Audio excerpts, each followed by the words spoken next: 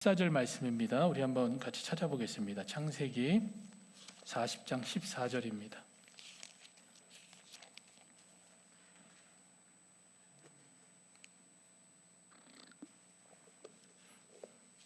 우리 한 절 우리 같이 읽도록 하겠습니다. 14절 말씀 같이 읽겠습니다. 준비 시작. 당신이 잘 되시거든 나를 생각하고 내게 은혜를 베풀어서 내 사정을 바로에게 아뢰어 이 집에서 나를 건져 주소서. 여러분, 우리가 이 예수님을 따르는 사람들을 제자들이라고 얘기를 합니다. 그럼 대표적으로 제자들 하면은 가장 많이 기억되는 게 12명의 제자입니다. 근데 말씀을 보면요, 예수님을 따르는 제자들이 상당히 많았습니다. 근데 그 많은 제자들이 예수님의 부르심이죠, 나를 따르라, 이 부르심에 어떤 반응을 보였냐면요, 자신의 생업을 내려놓고 그리고 가족을 뒤로 한 채 그 예수님을 따라갑니다. 이 엄청난 결정이죠. 지금 우리한테 그렇게 하라고 하면은 우리가 할 수 있을까? 이 놀라운 결정들을 가지고 예수님을 따라갔습니다. 그런데 그 예수님과 함께하는 시간을 보내면서 그들이 생각했던 기대와 희망, 그들이 원했던 그 길과는 예수님이 걸어갔던 길이 조금 달랐습니다. 그러다 보니까 그 예수님을 따랐던 그 제자들이 예수님을 등지고 떠나가게 됩니다. 하물며 예수님과의 그 가장 근접거리죠, 거기에 있었던 12명의 제자들 중에서 한 명은 어떤 생각을 했냐면요, 이 사람에게는 내가 보고 싶었던 그런 소망이 없다. 내가 가고 싶었던 그 왕의 길, 그리고 권력의 자리는 이 사람을 통해서는 이룰 수 없다라는 생각을 두고 아마 이렇게 생각했을 수도 있습니다. 돈이나 좀 벌어보자. 이래서 어떻게 하냐면요, 예수님을 은삼십에 예수님을 팔아버립니다. 그랬을 때 예수님이 죽을 거라는 것을 분명히 인식했을 때도 불구하고 어떻게 하냐면 그 예수님을 넘겨버리는 겁니다. 배신한 모습이죠. 그렇다면 질문은 이 질문입니다. 제자들이 기대했고 희망했던 그 길과 다른 길로 걸어갔던 예수님의 길은 어떤 길인가 합니다. 여러분, 성경이 보여주는 그 예수님이 걸어가신 길은 크게 우리가 두 가지 길로 저희가 볼 수 있는데요, 하나는 뭐냐면은 낮은 곳으로 가는 길입니다. 그래서 우리가 그 길을 겸손의 길이라고 표현하기도 하고 섬김의 길이라고도 이야기를 합니다. 또 다른 길은 우리가 다 알고 있는 대표적인 길이죠. 골고다 언덕으로 올라가셨던 그 고난의 길을 우리가 예수님이 걸어가셨던 길이라고 표현을 합니다. 이 길을 향해서 예수님께서 함께 가자고, 나를 따르라라고 말씀하신 겁니다. 그래서 이 길이 불편하고 어려운 길로 보였던 겁니다. 그런데 예수님께서는 지금도 어떻게 하시죠? 우리에게 나를 따르라고 얘기를 하는 겁니다. 그리고 이 길로 함께 걸어가자라고 얘기를 하는 겁니다. 여러분, 하나님이시고 창조주이신 그 하나님께서 인간의 몸으로 오셨다는 그 자체가 낮은 곳으로 오신 겁니다. 그런데 그 하나님께서 인간의 몸으로 오셨는데 그냥 몸이 아니고요, 성경은 인간의 몸을 어떻게 표현하냐면요, 하나님의 진노 아래에 있는 몸입니다. 죄의 몸으로 거룩하신 하나님께서 그 안으로 오시는 겁니다. 하지만 우리가 기억해야 될 것은 뭐죠? 예수님은 인간의 몸을 입으셨지만 죄는 없으신 분입니다.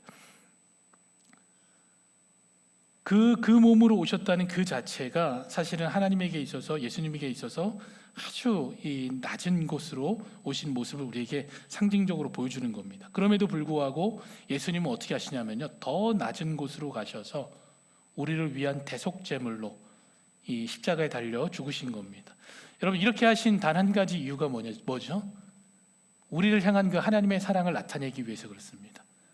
우리를 향한 그 하나님의 사랑이죠. 그래서 바울은 로마서 8절에서 뭐라고 얘기를 했냐면요, 우리가 아직 죄인 되었을 그때입니다. 아직 내가 죄인 되었을 그때에 예수님께서 우리를 위하여 죽으심으로 하나님께서 우리에 대한 자기의 사랑을 확증하셨다고 얘기를 하는 겁니다. 말씀이 뭘 표현해주고 있죠? 예수님께서 이렇게 이 땅에 오신 이유가 뭐냐면은 하나님의 사랑을 그 가운데 분명하게 알게 해주시고 그 사랑을 보여주시는 그 이유로서 오셨다고 얘기를 하는 겁니다. 그래서 이 사랑이 실제로 우리의 삶 가운데 무엇으로 주어졌냐면요, 구원으로 주어지게 된 겁니다. 그래서 이어지는 로마서 8장 9절에서는 뭐라고 말씀하냐면요, 그러면 이제 우리가 그 피로 의롭다 하심을 얻었은즉 더욱 그로 말미암아 진노하심에서 구원을 얻을 것이라고 얘기를 하는 겁니다. 낮은 곳으로 오신 거죠. 이 두 가지 이유를 위해서 예수님께서 분명하게 그 길로 걸어가신 겁니다. 그런데 예수님께서 오신 그 낮은 길, 그 길의 하이라이트는 제가 보는 관점에서는 이 장면입니다. 어떤 장면이냐면요, 제자들의 발을 씻어주는 그 장면입니다. 당시 우리가 그 당시 시대를 생각해 보면요, 그 밖에 나와서 집에 들어와서 발을 씻는 것은 당연한 문화입니다. 왜냐하면 샌달로 흙 위를 걸어 다녔기 때문에 집에 들어온 발을 씻어야 되는 겁니다. 그럼 어느 정도 좀 이렇게 규모 있는 집은 종이 있어서 손님이 오면은 종에게 어떻게 했냐면요, 그 손님의 발을 씻어주라고 얘기를 했던 겁니다. 아니면은 본인들이 직접 그 발을 씻어야 됩니다. 근데 예수님이 지금 제자들 앞에서 뭘 하냐면요, 마치 종의 모습을 나타내듯이 수건을 허리에 동이고 몸을 낮춰서 제자들의 발을 씻는 겁니다. 여러분, 이 모습을 통해서 예수님께서 무엇을 보여주시는 거냐면요, 내가 걸어갔던 그 낮은 곳으로 가는 길이 어떤 모습으로 살아가야 하는지를 우리에게 보여주는 겁니다. 우리가 그리스도인의 관계 속에서 우리가 어떤 자세로 서로를 사랑하며 섬기며 살아가야 하는지를 이 한 장면의 모습을 통해서 이것이 바로 낮은 곳으로 가는 길의 모습이다라는 것을 보여주시고 사랑의 길이라는 것을 보여주시는 겁니다. 그리고 오늘도 이 말씀을 통해서 우리에게 뭐라고 얘기를 하시는 거죠? 나를 따르라고 얘기를 하시는 겁니다. 그 길로 함께 걸어가자라고 말씀하시는 거죠. 그리고 예수님이 걸어가시는 길은 또 고난의 길입니다. 자신과 가장 가까웠던 사람들입니다. 이 제자들이죠. 이 제자들이 예수님이 체포되고 그리고 이제 십자가에 달려 죽게 되시는 그 순간에 예수님을 부인하고 어떻게 하죠? 자기의 원래 곳으로 돌아가는 모습을 보게 됩니다. 저는 예수님이 어떤 상황 가운데 있든지 끝까지 주님과 함께 하겠습니다라고 얘기했던 베드로도 예수님을 3번이나 부인합니다. 그럼 인간적인 마음에서 보면요, 얼마나 그 마음이 고통스러울까요? 뿐만 아니라 그 예수님의 고난의 길을 가장 상징적으로 잘 보여주는 게 십자가를 메고 그 언덕을 올라가시는 그 장면입니다. 그 언덕을 올라가실 때 그 사람들의 비아냥거림, 그리고 침을 뱉고 채찍으로 때리는 그 모든 과정들이 이 고난을 보여주는 그 장면입니다. 그리고 그 고난의 가장 큰 그림은 뭐죠? 두 강도 사이에 예수님께서 십자가에 달려서 피 흘리고 죽으시는 그 장면이 예수님의 고난의 가장 큰 상징적인 장면입니다. 그런데 놀라운 사실은 뭐냐면요, 예수님을 심판했던 빌라도까지도 뭐라고 말했냐면은 예수님께서 죄를 볼 수가 없다고 얘기를 했습니다. 무죄하다고 얘기를 하는 거죠. 근데 무죄한 예수님께서 그 사실을 알고 있으면서 그것을 지고 올라갔다는 것은 이 인간적인 마음에서 보면 너무나 고통스러운 일이 되는 겁니다. 그리고 제자들은 배신을 하고 다 떠나가죠. 그 자체가 뭐죠? 아주 고통스러운 길이라는 것을 우리에게 알게 하시는 겁니다. 이렇게 하신 단 한 가지 이유가 뭐죠? 예수님의 이름의 그 뜻 때문에 그렇습니다.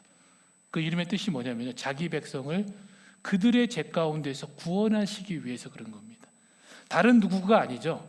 그들의 백성이 누구죠? 나라는 겁니다. 그래서 예수님께서 나의 죄를 용서하시고 우리를 구원하시기 위해서 대속물로 드려진 것인 겁니다. 오직 이 한 가지 이유 때문에 죽기까지 자발적으로 순종하시면서 그 고난의 길을 걸어가신 겁니다. 그래서 예수님은 이 순종의 길을 통해서 어떻게 하셨냐면요, 이 하나님의 뜻이 무엇인지를 우리에게 분명하게 보여준 겁니다. 그 요한복음 3장 17절에서 말하는 그 하나님의 뜻이죠. 하나님의 뜻은 우리를 심판하는 데 있는 게 아니라 하나님의 뜻은 그 백성을 구원하시는 데 있다는 것을 다시 한번 이 모습을 통해서 분명하게 하신 겁니다. 자, 그런데 이제 우리가 이 사실은 알고 있습니다. 근데 문제가 여기 있습니다. 예수님을 믿는다는 것은 다른 말로 표현하면은 어떤 거냐면요, 지금 이야기한 이 두 길을 걸어가는 게 예수님을 믿는 겁니다. 그럼 우리는 이 길을 걸어가야 하는 사람들입니다. 낮은 곳을 향해서 날마다 걸어가야 되고요, 그 길은 고난과 고통에 따른 길로 걸어가야 되는 겁니다. 예수님께서 이 길로 우리를 부르셨습니다. 그래서 믿음의 여정은 성경이 표현할 때 뭐라고 하냐면요, 환난이 있고 그 환난이 인내를 만들고 인내가 연단이 소망을 바라보게 한다고 했습니다. 자, 그러다 보니까 우리가 이렇게 얘기를 합니다. 교회는 열심히 출석할 수 있습니다. 다른 사람을 돕는 것도 정말 열심히 할 수가 있습니다. 근데 예수님이 걸어가시는 그 길은 우리가 완전히 걸어갈 수는 없습니다. 어쩌면 불편하기 때문에, 그리고 어렵기 때문에 그 길은 걸어가고 싶지 않다라는 그런 입장이 있습니다. 다른 이유도 됩니다. 어떤 이유냐면 상식적으로 그 길은 예수님만 걸어갈 수 있는 길입니다. 그 어떤 누구도, 그 어떤 인간이라는 존재 자체가 예수님처럼 그런 길을 걸어갈 수가 없습니다. 그래서 지금 제가 하는 이 정도면은 충분합니다 생각하고 신앙의 여정을 반만 걸치고 걸어가는 겁니다. 아니면 스스로 타협해서 내 시간을 조절해서 이 길을 걸어가겠습니다라고 고백할 때도 있습니다. 근데 여러분, 계속해서 반복해서 말씀드리지만요, 하나님은 우리의 일부를 원하는 게 아닙니다. 하나님이 원하시는 건 뭐냐면요, 우리의 삶의 전부를 원하십니다. 그 하나님께서 원하시는 거죠. 그리고 여러분, 이 길을 걸어가는 게 예수님만 있는 게 아닙니다. 많은 신앙의 선진들이 이 길을 걸어갔던 겁니다. 그리고 오늘 본문에 나오는 요셉도 마찬가지로 이 길을 걸어갔던 사람이 바로 요셉이 되는 겁니다. 요셉은 그 야곱이 참 사랑했던 아들입니다. 그래서 옷을 주더라도 그냥 옷을 준 게 아니고요, 채색 옷을 준 겁니다. 다른 아들하고 완전히 구별되게 다른 채색 옷을 줬습니다. 그 요셉이 그 모습을 자랑을 했죠.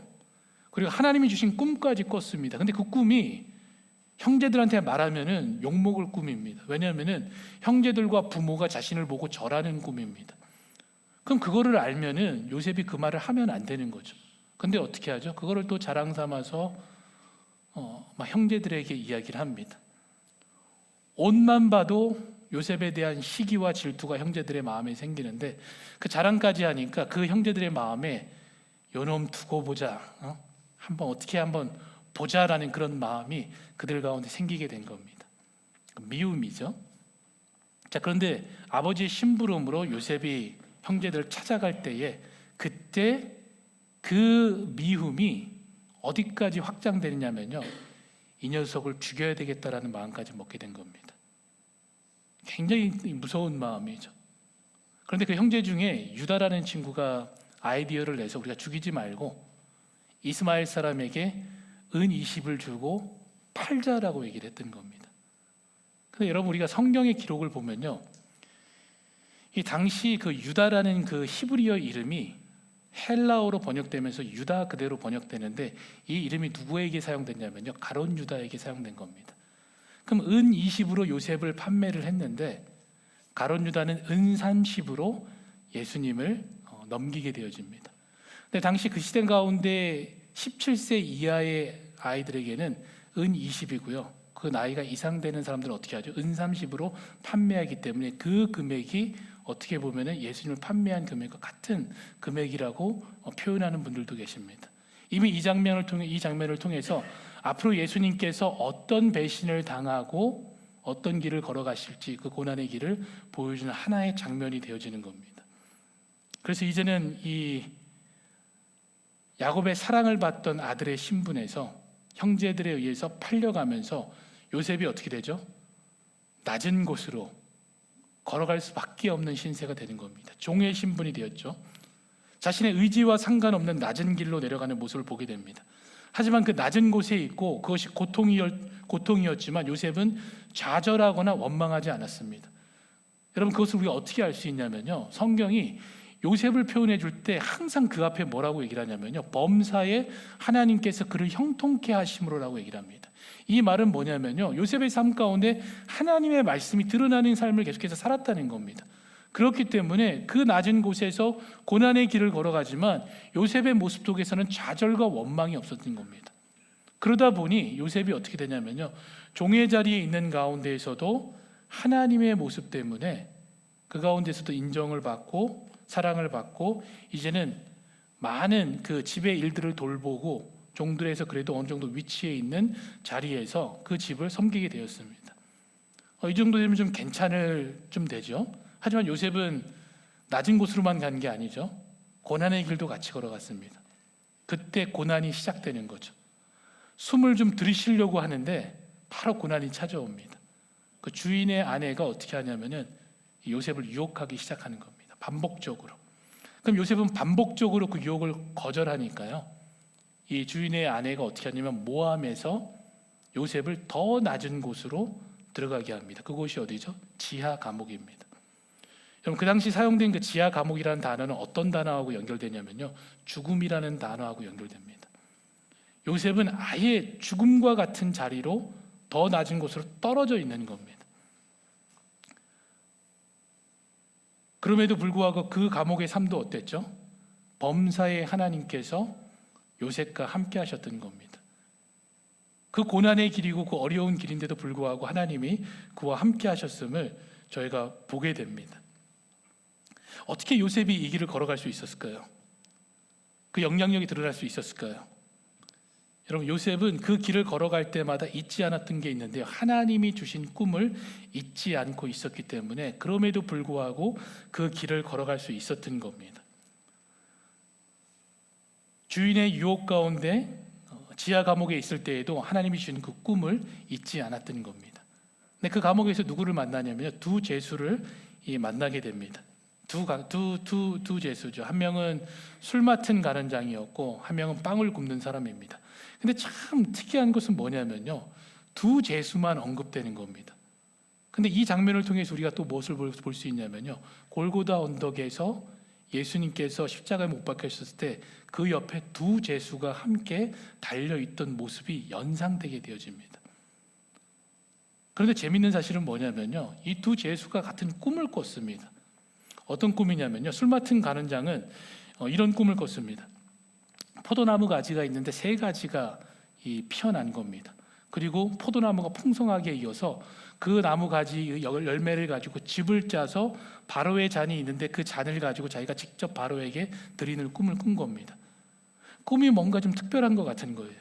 그래서 우리도 한 번씩 이렇게 좋은 꿈이 있는 것 같으면은 여러분들 어떻게 하죠? 아마 인터넷 막 찾아서 이 꿈 해몽, 뭐 꿈을 찾아봐야 되겠다 이런 생각들을 하시잖아요.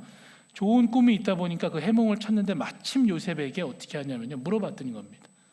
그래서 요셉이 그 꿈 해몽을 어떻게 하냐면요, 당신이 3일 후에 복직되어서 그 꿈처럼 그 왕에게 그 포도주를 잔을 바치는 일이 이루어질 겁니다. 바로 그런 꿈입니다. 얘기를 하는 겁니다.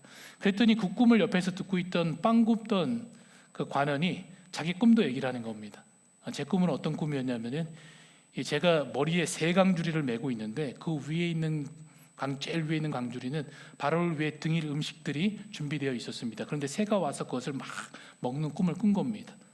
그래서 요셉이 뭐라고 얘기를 하냐면요, 당신이 꾼 꿈은 3일 후에 마찬가지로 당신이 이제는 감옥에서 나가게 되어지는데 당신이 나무에 달려서 새가 와서 당신의 몸을 먹게 될 겁니다 라고 꿈 해석을 해주게 준 겁니다. 그러면서 한 말이 뭐죠? 오늘 본문의 말씀이죠. 나를 기억해 달라고 얘기를 했던 겁니다. 자, 그리고 나서 시간이 지나서 3일이 지났습니다. 그 꿈대로 어떻게 됐냐면은 이 현실이 되어진 겁니다. 이 술 맡은 관원장이 복직이 되어서 바로의 생일에 그 꿈처럼 바로에게 그 잔을 드리는 그 일이 이루어졌던 겁니다. 요셉 해석이 그대로 이루어졌지만 요셉은 기억하지 못했습니다. 이 포도로 만든 잔은 여러분 단지 우리에게 그 그림만을 보여주는 게 아닙니다. 그리고 빵을 맡은 관원장도 단지 그 그림만을 보여주는 게 아닙니다. 놀랍게도 이 두 관원이 맡은 그 역할이 예수님께서 우리의 삶 가운데에서 일하시는 그 사역의 모습을 그대로 보여주고, 이 두 사람의 꿈의 해석이 이루어진 것이 실제 예수님을 통해서 완성되어진 것을 보여주는 겁니다. 떡을 굽는 관원장이 나무에 달려 죽게 된 것처럼 예수님께서는 저주받은 나무에 신명기 말씀대로 주님께서 매달려서 거기에서 어떻게 되죠? 피 흘려 죽게 된 겁니다. 그리고 예수님께서는 그가 말씀하신 것처럼 하늘에서 내려온 그 떡이 되셔서 만나가 되셔서 생명을 위한 떡으로 지금도 우리들에게 그 떡을 공급하시는 그 일들을 지금도 여전히 하고 계십니다. 예수님께서 이렇게 말씀하셨죠. 요한복음 6장 48절입니다. 살아계신 아버지께서 나를 보내심에 내가 아버지로 인하여 사는 것 같이 나를 먹는 그 사람도 나를 위하여 살리라. 이것은 하늘로부터 내려온 떡이니 조상들이 먹고도 죽은 그것과 같지 아니하며 이 떡을 먹은 자는 영원히 살리라고 얘기를 했습니다. 지금도 예수님께서는 그 떡 맡은 가련장의 그 꿈이 예수 그리스도의 성취되어져서 생명의 떡으로서 우리에게 어떻게 하죠? 계속해서 그 떡을 공급하시는 그 일들을 해나가는 겁니다. 그럼 술 맡은 관원장의 그 모습은 어떤 거죠? 3일 후에 복직되어져서 왕의 옆에서 섬기는 그 모습을 보여주는 겁니다. 예수 그리스도도 죽음 가운데 3일 만에 부활하셔서 하나님의 우편에 앉혀서 지금도 우리를 대신해서 그 흘리신 보혈의 피로 우리의 모든 죄악들을 용서하시고 하나님과 우리의 관계를 화목케 하시는 그 역할을 지금도 예수님께서 우리를 위해서 계속해서 감당하는 그 모습을 저희가 보게 되는 겁니다. 물론 저희가 이 모습만 보는 게 아니죠. 요셉의 그 마지막이 어떤지 저희가 잘 알고 있습니다. 결국 이 술 맡은 간원장이 요셉을 기억해서 바로의 꿈을 해석할 수 있는 그 기회를 주게 되고, 애굽의 술객들과 주술사들도 해몽하지 못했던 그 꿈 해석을 요셉이 해나가면서 그 왕이 그 요셉의 지혜로움에 감탄해서 그 꿈대로 진행할 수 있도록 요셉을 그 나라의 총리로 삼았습니다. 그래서 흉년이란 7년의 기간 동안에 음식을 모으기 위해서 남은 7년의 기간 동안에 그것을 통해서 그 나라가 풍성해지는 모습을 보여줍니다. 여러분, 결국 어떻게 되죠? 요셉은 낮은 길 그리고 고난의 길로 걸어갔지만 하나님께서는 그를 어떻게 하시죠? 다시 높은 길로 세우시는 그 모습을 저희가 보게 됩니다. 여러분, 그게 우리의 믿음의 여정입니다.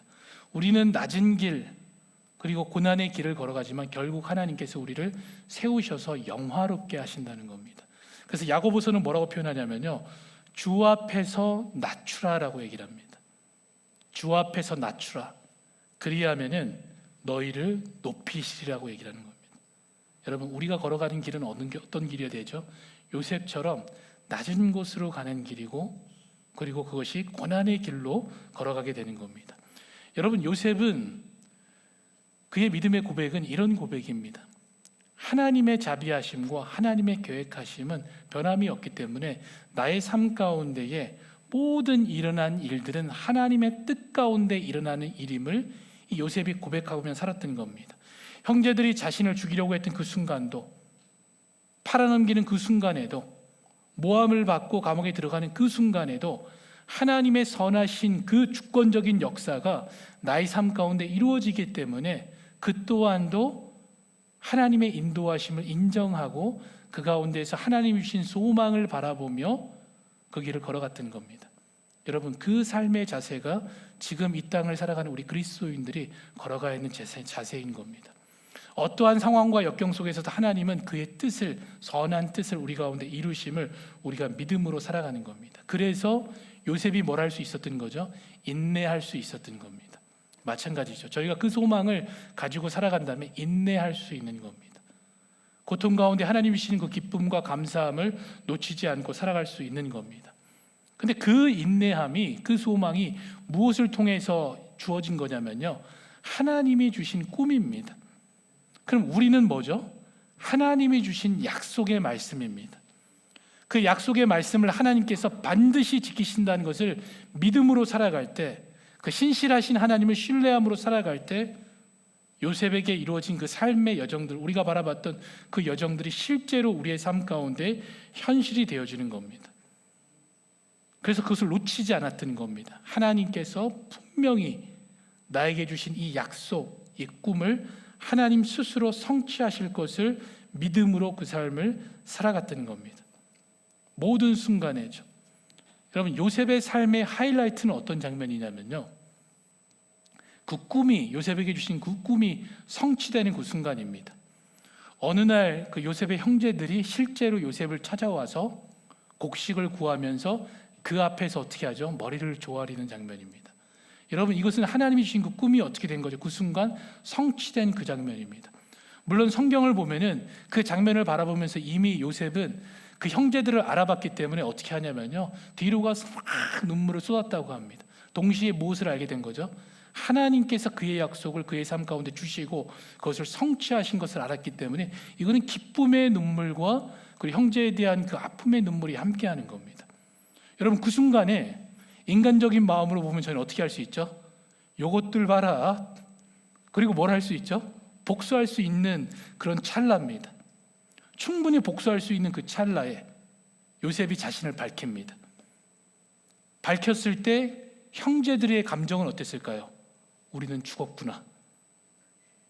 이제는 이 사람이 우리의 불의를 알고 큰 벌을 내릴 수도 있겠구나. 근데 여러분, 요셉이 어떻게 하죠? 그 모든 것을 용서하고 형제들을 포용해 주는 겁니다. 여기서 무엇을 보여주냐면요, 우리를 향한 그 하나님의 모습입니다. 하나님이 어떻게 하시죠? 우리를 용서하시고 결국 예수 그리스도를 통해서 우리를 화목해 하시는 그 하나님의 계획들을 이 장면을 통해서 우리에게 보여주는 겁니다. 또한 이 모습은 뭐냐면요, 그리스도인들이 이 땅 가운데 살아가면서 어떠한 삶의 방향성으로 살아가야 되는지를 보여주는 겁니다. 요셉이 그러했던 것처럼 우리도 마찬가지죠. 형제를 사랑하고 그 사랑에는 형제에 대한 용서가 포함되어 있는 겁니다. 원수를 사랑하고 그 원수에 대한 용서가 포함되어 있는 겁니다. 그러면서 우리는 끊임없이 하나님이 예수 그리스도께서 그렇게 하셨던 것처럼 화목해 되어지는 도구로, 평화의 도구로서 하나님의 부르심에 살아가는 그 삶을 저희가 살아가게 되어지는 겁니다. 그래서 그 모습을 바로 이 요셉의 삶을 통해서 하나님께서 보여주시는 겁니다. 여러분, 정말 기도하는 것은 뭐냐면요, 이 요셉의 삶이 우리 가운데 그대로 묻어나는 그 축복이 여러분에 있기를 원합니다. 여러분, 이 요셉의 형제들이죠, 12 이스라엘 백성은요, 하나님의 백성을 이야기하는 겁니다. 하나님의 백성이 하나님과 함께 화목되어지고 하나님께서 그 백성을 용서하시는 그 부분입니다. 그 하나님을 바라보시면서 정말 우리 가운데 참된 섬김과 낮은 곳으로 가는 그 길, 그리고 고난의 길일지라도 그 길을 기쁨으로 걸어가는 그 축복이 여러분과 저에게 있기를 원합니다. 여러분, 지금도 하나님께서 나를 따르라고 부르십니다. 이 부르심에 여러분은 어떻게 반응하시겠습니까? 오늘 하루를 지내시면서 기도하시면서 그 길에 대한 여러분의 결단이 분명하게 있기를 축복합니다. 우리 같이 기도하겠습니다. 하나님, 감사합니다.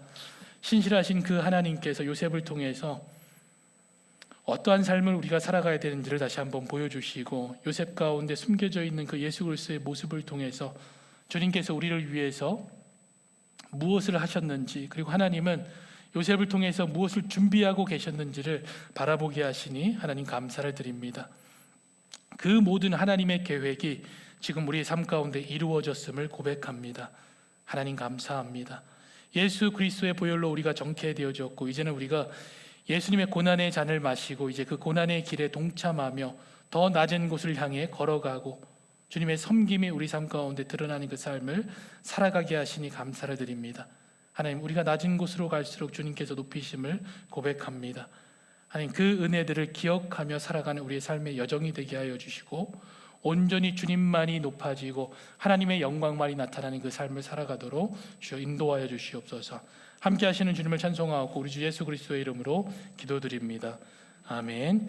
우리 말씀